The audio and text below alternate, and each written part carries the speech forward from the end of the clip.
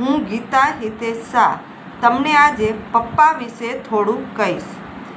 એક સાંધે ને તે તૂટે એવી પરિસ્થિતિમાં પણ ઘરના સભ્યોને હસતા રાખી ઓશિકાની આડમાં બે આંસુ પાડી લેતું પાત્ર એટલે પપ્પા. આંગળી પકડીને નહીં પણ આંગળી છોડી દઈને કેમ ચાલવું તે શીખવાડી દેનાર પિતા.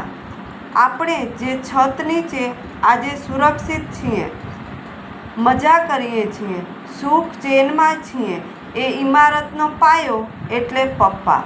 પપ્પા એટલે પરિવારનું એવું સભ્ય જે પરિવાર સાથે સૌથી ઓછો સમય ગાળી શકે છે, જેને સૌથી વધુ તડકા વેઠ્યા હોય અને કડકડતી ઠંડીમાં જે સૌથી વધુ વખત વાહન ચાલક બન્યા હોય તે પપ્પા.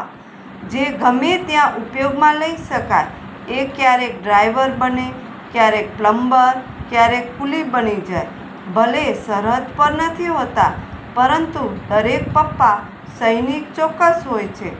એની મજબૂત ભુજાઓમાં આખું ઘર હૂંફ અને સલામતી અનુભવે છે. પપ્પા એટલે પીપળાનું એવું વૃક્ષ જે સૌથી વધુ ઓક્સિજન આપે, છતાં ઘરના આંગણામાં એને ભાગ્યે જ સ્થાન મળે.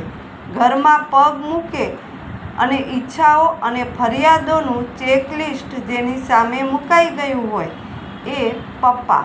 પપ્પા લાગણીનો ભૂગવતો દરિયો, પણ એ લાગણી નદીની જેમ વહેતી ન હોય. એની લાગણી પામવા માટે એની વજ્ર જેવી છાતીને ચીરીને એના હૃદય પાસે જવું પડે.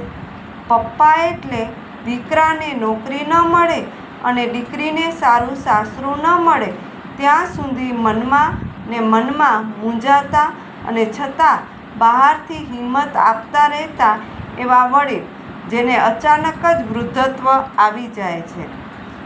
પપ્પા જેના ખભે બેસીને મેળો પણ જોઈ શકાય અને શેરબજારમાં ડૂબી જઈએ તો જેના ખભે રડી પણ શકાય. પપ્પા તમે દેખાતું ઘર નથી, તમે ના દેખાતો એવો ઇમારતનો પાયો છો.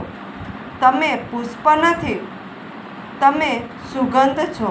તમે રસ્તો નથી, સાઇન બોર્ડ છો. અંધારામાં પણ રસ્તો બતાવતા રહો છો.